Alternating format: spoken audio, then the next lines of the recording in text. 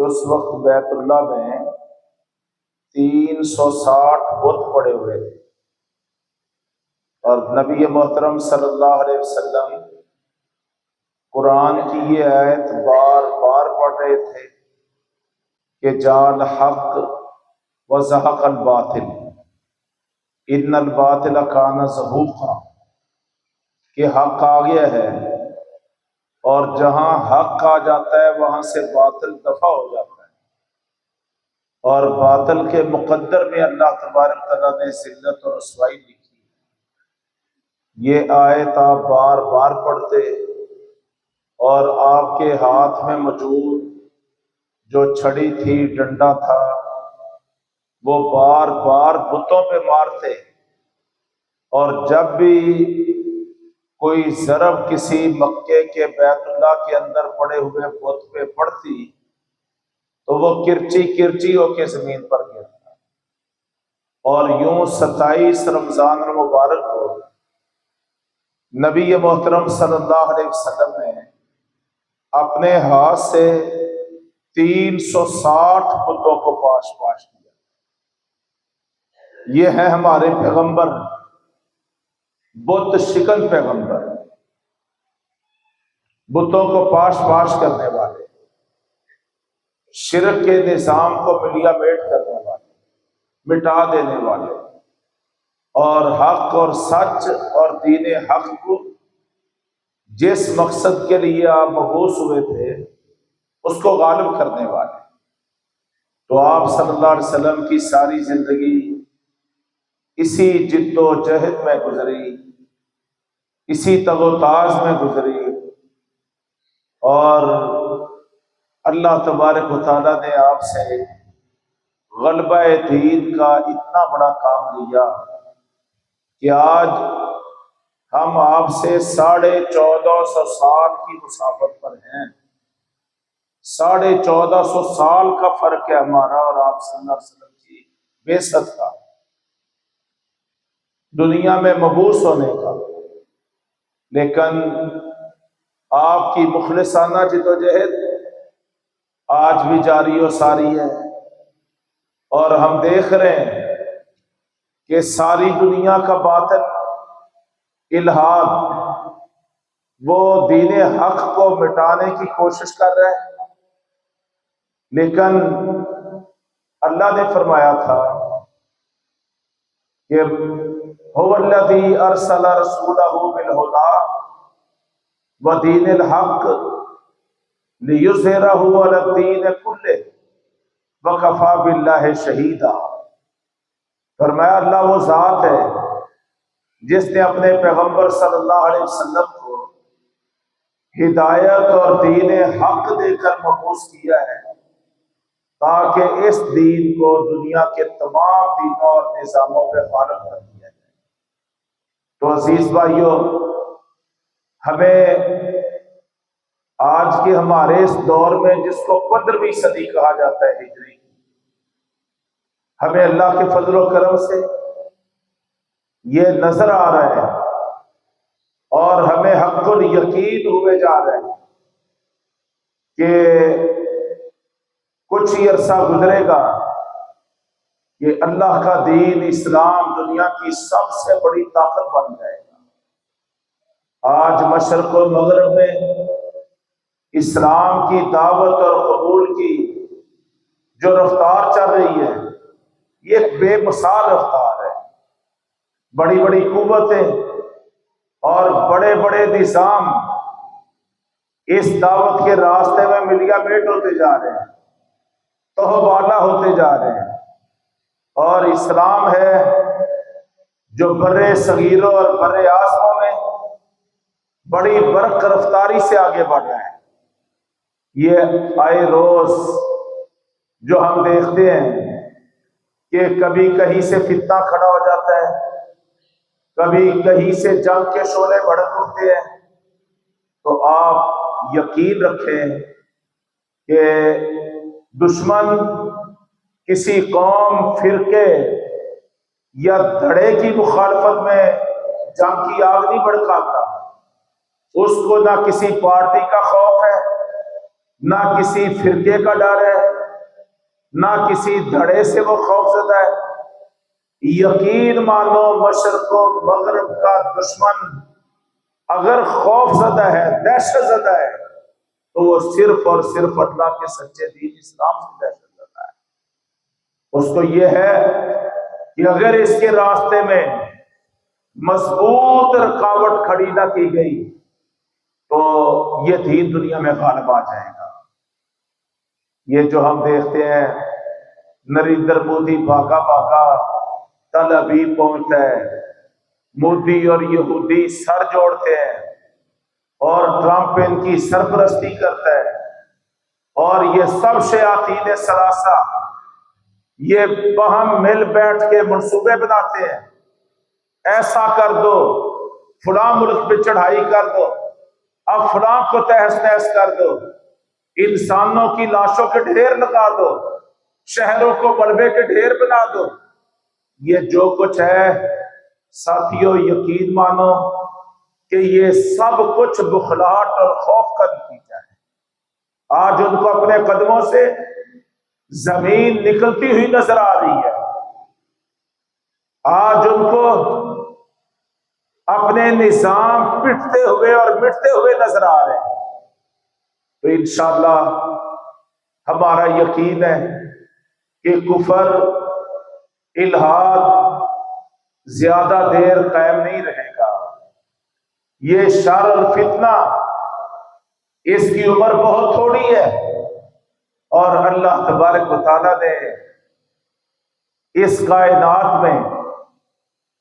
یہ اعلان کر رکھا ہے کہ یریدون لیطفئوا نور اللہ بافواہہم واللہ متم نورہ ولو کرہ الکافرون۔ فرمایا کہ یہ دنیا کے اسلام دشمن یہ چاہتے ہیں کہ اللہ کے نور کو اپنے منہ کی پھونکوں سے بجھا دیں۔ فرمایا واللہ متم نورہ، اللہ اپنے نور کو مکمل کر کے رہے گا۔ ولو کرہ الکافرون، اللہ کے منکر باغیوں کو یہ بات جتنی بھی چاہے تکلیف دے، اللہ کو اس کی کوئی پرواہ نہیں ہے۔ اس کا یہ اعلان برحق ہے کہ وہ اپنے نور کو، اپنے دین کو اپنی زمین پر مکمل کر کے رہے گا۔ تو میں یہ سمجھتا ہوں اس بات پر، اس حقیقت پر ہمارا ایمان اور یقین ہونا چاہیے، اور اس کے لیے ہم سب کو کچھ نہ کچھ کرنا چاہیے، اپنا کردار ادا کرنا چاہیے۔ اور خاص طور پر ہم ایک ایسے خطہ زمین میں موجود ہیں کہ جو مال سے وجود ہی کلمے کی بنیاد پر آیا ہے۔ مدینہ منورہ کی ریاست اور معاشرے کے قائم ہونے کے 1400 سال بعد اللہ تبارک و تعالیٰ نے یہ ہمارا وطن عزیز ہے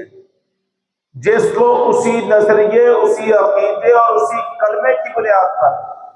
دنیا میں وجود دیا ہے۔ جس عقیدے، نظریے اور کلمے اور ایمان کی بنیاد پر اللہ تبارک تعالیٰ نے مدینہ منورہ کا معاشرہ قائم کیا، وہی کلمہ، وہی سوچ، وہی فکر، وہی شہادتیں، وہی ہجرتیں اور وہی جذبے اور وہی بنیاد اور اساس آج اللہ کے فضل و کرم سے پاکستان۔ اور ہم دیکھ لیں کئی ہمارے ملک میں بسنے والے ایسے لوگ ہیں جو بڑی مایوسیاں پھیلاتے ہیں، بڑی یبوست زدہ باتیں کرتے ہیں، اور معاشرے میں بڑا ایک مد و جزر سا قائم کرتے ہیں۔ لیکن جو ہم دیکھ رہے ہیں الحمدللہ پاکستان اپنے نظریے کے تحفظ کے لیے اور اپنی اساس اور بقا کے لیے اللہ کے فضل و کرم سے ایک زبردست رفتار سے آگے بڑھ رہا ہے۔ اور جس طرح مدینہ کے دشمن ایک ایک کر کے ملیا بیٹ ہوتے گئے، ان کے نام و نشان مٹتے گئے۔ ہمارا ایمان ہے انشاءاللہ پاکستان کے دشمن بھی ایک ایک کر کے پٹتے بھی جائیں گے اور مٹتے بھی جائیں گے، اور یہ کلمہ لا الہ الا اللہ، اس کی خاطر یہ پوری کائنات مار سے وجود میں آئی۔ وما خلقت الجن والانس الا لیعبدون، اللہ فرماتے ہیں یہ جن و انس کو، یہ بڑی بڑی مخلوقات کو ہم نے پیدا ہی اس لیے کیا ہے تاکہ یہ ہماری زمین پر رہ کے ہماری عبادت کریں۔ تو اللہ کی عبادت اس کائنات کے وجود کا سب سے بڑا مقصد ہے، اور عبادت کا اظہار لا الہ الا اللہ سے کہ اللہ کے علاوہ عبادت کے لائق اور کوئی ہو ہی نہیں سکتا ہے۔ یہ کلمہ ہے جو پاکستان کی بنیاد ہے، اور آج اسلامی سالوں کے حوالے سے چونکہ 27 رمضان المبارک کو پاکستان مار سے وجود میں آیا تھا، اور آج بھی 27 رمضان المبارک ہے، تو آج گویا کہ اسلامی سالوں کے حوالے سے یہ ہمارا وطن عزیز پورے 80 سال کا ہو گیا۔ 80 سال میں ہمیں بڑی جدوجہد کرنی پڑی، بڑی لڑائیاں لڑنا پڑی، بڑا وطن عزیز کا دفاع کرنا پڑا، ہمارے ہزاروں نہیں لاکھوں جگر کے ٹکڑے اللہ کے راستے میں قربان ہوئے اس ملک کی نظریاتی اور جغرافیائی اساس کے تحفظ کے لیے، اور آج الحمدللہ ہم اس پوائنٹ پہ پہنچ چکے ہیں کہ یہ پاکستان اللہ کی توفیق سے ناقابل تسخیر بن چکا ہے۔ اب دنیا کی کوئی طاقت اس کو مسخر نہیں کر سکتی، اس کو شکست سے دوچار نہیں کر سکتی۔ بڑی ہمارے مشرقی دشمن نے بڑے جتن لگائے ہیں، بڑی بدماشیاں کی ہے، لیکن اپنا سمو لے کے رہ گیا ہے اور وہ کچھ نہیں کر پایا۔ ہم کمزور تھے، ہم تھوڑے تھے، ہم چھوٹے تھے، ہم مسائل سے گرے ہوئے تھے، لیکن ہمارے رب تعالیٰ نے ہماری مدد کی ہے۔ وہ جو اللہ نے قرآن کی سورہ الانفال میں فرمایا، ہم نے اللہ کی قسم اس سب کچھ کو اپنی آنکھوں کے سامنے پاکستان میں پورے ہوتے ہوئے دیکھا ہے۔ اللہ نے مدینہ منورہ کے لوگوں کو غزوہ بدر کے بعد یہ آیات نازل کر کے اپنے احسان جتلایا تھا، فرمایا وَاذْكُرُوا اِذْ أَنْتُمْ قَلِيلٌ، اے مدینے کے مسلمانوں یاد کرو اس وقت کو جب تم مکے میں تعداد کے اعتبار سے بہت تھوڑے تھے، مینورٹی تھے، اقلیت تھے، اور تمہارا دشمن بہت بڑی تعداد میں تھا۔ مستضعفون فی الارض، تم مکہ کی سرزمین میں کمزور شمار کیے جاتے تھے، دشمن تمہارا بڑا طاقتور تھا۔ تخافون ان یتخطفکم الناس، ہر وقت تم ڈرتے رہتے تھے کہ کسی وقت بھی دشمن تمہارے اوپر حملہ آور ہوگا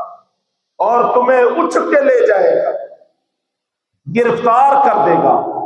مار دے گا، ختم کر دے گا۔ فآواکم، مومنو یاد کرو وہ اللہ کی ذات تھی کہ جس نے ان حالات میں مدینہ منورہ کی شکل میں تمہیں جائے پناہ عطا فرمائی، امن کی جگہ عطا فرمائی۔ وَأَيَّدَكُمْ بِنَصْرِهِ، اور پھر اللہ نے تمہیں پے در پے اپنی مدد اور نصرتوں سے بھی نوازا۔ وَرَزَقَكُم مِّنَ الطَّيِّبَاتِ، اور تمہارے پاس تو نہ رہنے کے لیے مکان تھے،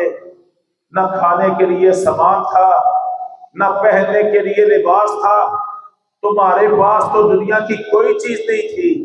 وَرَزَقَكُم مِّنَ الطَّيِّبَاتِ، پھر اللہ نے پکیزہ چیزوں کے رزق بھی تمہیں عطا فرمایا۔ لَعَلَّكُمْ تَشْكُرُونَ، تاکہ تم اللہ کا شکر ادا کرنے والے بنو۔ واللہ اس آیت میں اگرچہ اس کے اولین مصداق مدینہ کے لوگ ہیں، وہ سابقون الاولون، وہ ہم اس امت کے سب سے پہلے لوگ ہیں، لیکن اگر دیکھا جائے تو ہم پاکستانی بھی یہ آیت پوری طرح ہمارے اوپر بھی فٹ آتی ہے۔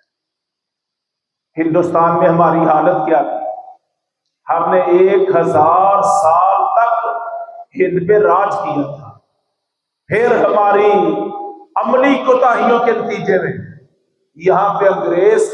آن دبکا، اور 1857 کی جنگ آزادی کے نتیجے میں اس نے پورے ہند پہ اپنا راج قائم کر دیا، اور پھر 90 سال ایسے گزرے کہ انگریز کی غلامی میں ہم پستے بھی رہے اور پٹتے بھی رہے۔ بالآخر جب انگریز نے اس خطے سے واپس جانے کا فیصلہ کیا تو اس کا منصوبہ یہ تھا کہ ہندوستان کے مسلمانوں کو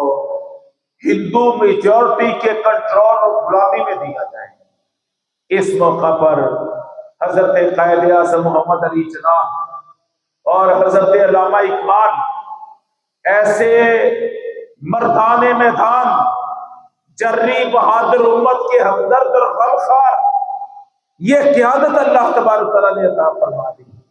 اور یہ لوگ میدان میں کھڑے ہو گئے۔ علامہ اقبال نے خودی کا نظریہ امت کے اندر پھوٹ پھوٹ کے بھر دیا، اور قائد اعظم محمد علی جناح نے پھر اس کو عملی تعبیر کی، اور ہندوستان کے طول و عرض میں بسنے والے مسلمانوں کو ایک نقاتی جھنڈے پہ کھڑا کیا کہ پہلے ہم انگریز کی غلامی میں پٹتے رہے، اب ہمیں ہندو کی غلامی میں دھکیلا جا رہا ہے، تو ہم نے تو اس خطے پر 1000 سال تک راج کیا ہے، ہم غلام نہیں رہ سکتے، ہماری زندگی غلامی میں نہیں بیت سکتی، ہمیں آزادی چاہیے، اور ایک ایسا آزاد دیش اور وطن چاہیے کہ جہاں ہم بغیر کسی خوف اور خطرے کے اطمینان سے اللہ کی عبادت کر سکیں، جو ہمارے لیے چاہے پناہ بھی ہو چاہے امن بھی ہو، جہاں ہم اللہ کی نصرتوں سے مالا مال ہو، جہاں اللہ کی نعمتیں ہمیں میسر ہو، کسی کا ڈر خوف اور دہشت موجود نہ ہو، ہمیں ایک ایسا دیش اور وطن چاہیے۔ سو اللہ تبارک و تعالیٰ نے پھر بھائیو یہ پاکستان ہمیں عطا فرمایا، یہ اللہ کی بہت بڑی نعمت ہے، واللہ آزادی بہت بڑی نعمت ہوتی ہے، اور آزاد دیش اور وطن یہ اللہ کی عظیم نعمتوں میں سے نعمت ہوتی ہے۔ اللہ اس کی ہمیں قدر کرنے کی توفیق عطا فرمائے۔ ہم کمزور تھے، اللہ نے ہمیں طاقتیں دے دی، ہم تھوڑے تھے، اللہ نے ہمیں بڑی بڑی قوتوں پہ غالب کر دیا، ہم نے بڑی بڑی طاقتوں کے رخ اور منہ پھیر کے رکھ دیے، اور آج اللہ کے فضل و کرم سے میں اللہ کے گھر میں منبر رسول پہ بیٹھ کے یہ بات کہتا ہوں، دنیا میں کوئی ایک طاقت بھی ایسی نہیں ہے جو لا الہ الا اللہ کے پاکستان کا حقیقت میں مقابلہ کر سکے۔ الحمدللہ یہ سب کچھ کس کا انعام ہے؟ اللہ کا، اور ہمارے اوپر واجب کیا ہے؟ اللہ کا شکر۔ اور شکر کا ایک زبردست طریقہ کیا ہے بھائیو؟ وہ طریقہ یہ ہے کہ ہم دیکھیں ہمارے گرد و پیش میں، ہماری امت میں سے، اس امت محمد میں سے کہاں کہاں لوگ آج بھی غلامی کی زنجیروں میں جکڑے ہوئے ہیں۔ جیسے اللہ نے شہادتوں، قربانیوں، ہجرتوں اور عزیمتوں کے نتیجے میں اللہ نے ہمیں آزادی عطا فرمائی، آج کشمیریوں کو دیکھ لو، آج فلسطینیوں کو دیکھ لو، ان کو 5 صدی سے زیادہ ہو گیا، یہ قومیں آج بھی یہ غلامی کے اندر پسی جا رہی ہیں، اور لاکھوں شہادتیں انہوں نے پیش کر دی، لیکن ابھی تک غلامی کی زنجیریں ٹوٹنے میں نہیں آ رہی۔ تو آزادی کا تقاضا یہ ہے کہ ہم ان آزاد اقوام کو، امت کے ان افراد کو، ہم ان کو غلامی سے نکالنے کے لیے ان کے ہمدرد اور سپورٹر بن جائیں، ان کے ساتھ کھڑے ہو جائیں، ان کی مدد کریں۔ الحمدللہ آپ دیکھ رہے ہیں مرکزی مسلم لیگ کو ملک کے اندر وہ خدمت کے کام، مدد کے کام اور نصرت کے کام، کہیں ماشاءاللہ دسترخوان سجے ہوئے ہیں اور کہیں کچن چل رہے ہیں، زلزلوں میں، سیلابوں میں دوسروں کی مدد ہو رہی ہے، اور رمضان کریم میں سحر اور افطار کہ ماشاءاللہ کس انداز میں ایک بہار ہے یہ ملک کے اندر ایک دوسروں کی مدد کرنے کا انداز، اور دنیا بھر میں جہاں بھی مسلمان کمزور یا مظلوم ہیں ان کی مدد کرنا، ان کے لیے نصرت کرنا،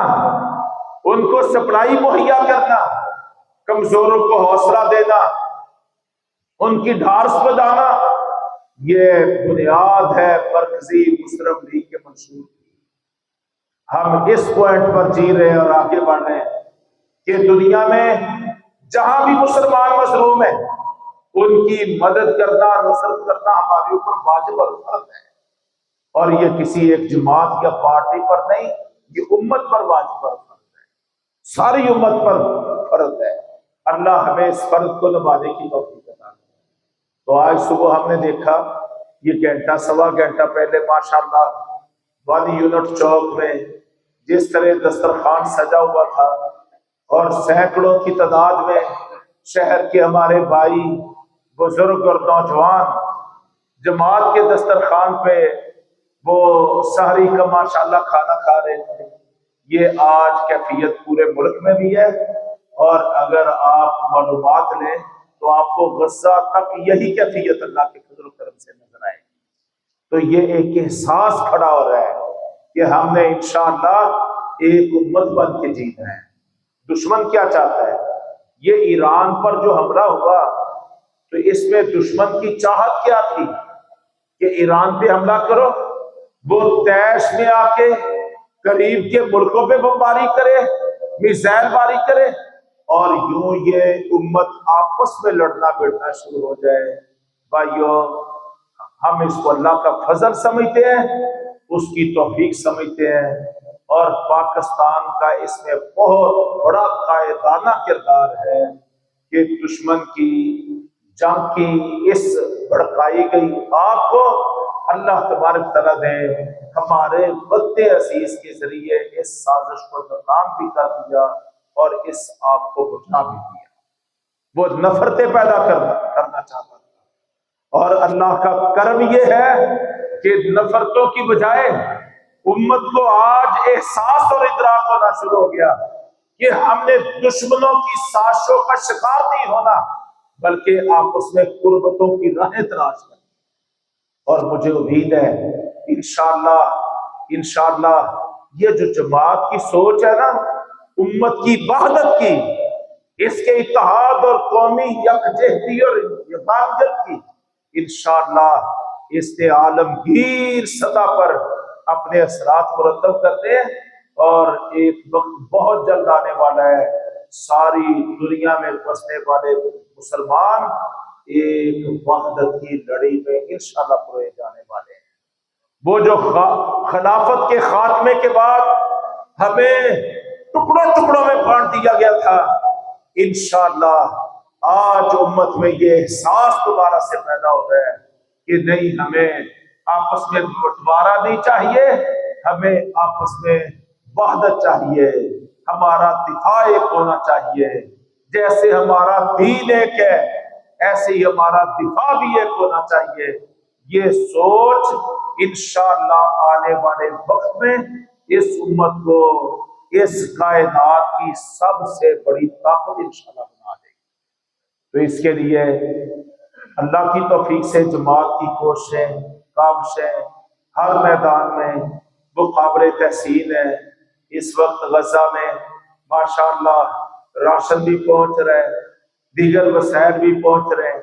ہر طرح سے ان کی مدد ہو رہی ہے، اور خوشی کی بات یہ ہے کہ ہر قسم کے حالات میں وہ قبلہ اول کی آزادی اور فلسطین کی مکمل آزادی کے ایجنڈے پر آج فلسطینی بغیر کسی کمزوری کے ہزاروں قربانیاں پیش کر کے وہ اس ایجنڈے پہ کھڑے بھی ہیں اور ڈٹے ہوئے بھی ہیں، اور انشاءاللہ ہمیں امید ہے اللہ ان کی مدد کرے گا۔ اور اللہ کن کی مدد کرتا ہے؟ فرمایا اللہ ان کی مدد کرتا ہے جو اپنے بھائیوں کی مدد کرتے ہیں۔ تو آؤ میرے بھائیوں، ان حالات میں جہاں ہم نے ملک کے اندر قومی وحدت کو، ملی یکجہتی کو مضبوط کرنا ہے، اس کو پروان چڑھانا ہے، وہاں ہم بین الاقوامی سطح پر اپنے بھائیوں کی مدد کرنے والے، ظالم کے مقابلے میں مظلوم کا ساتھ دینے والے بنے اور اس کی حمایت اور سپورٹ کرنے والے بنے،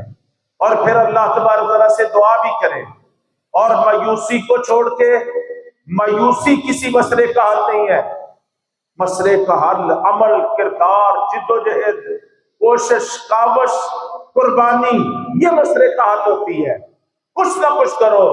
جتنی طاقت ہے اس کے مطابق آگے بڑھو، جو کچھ کر سکتے ہو کرو،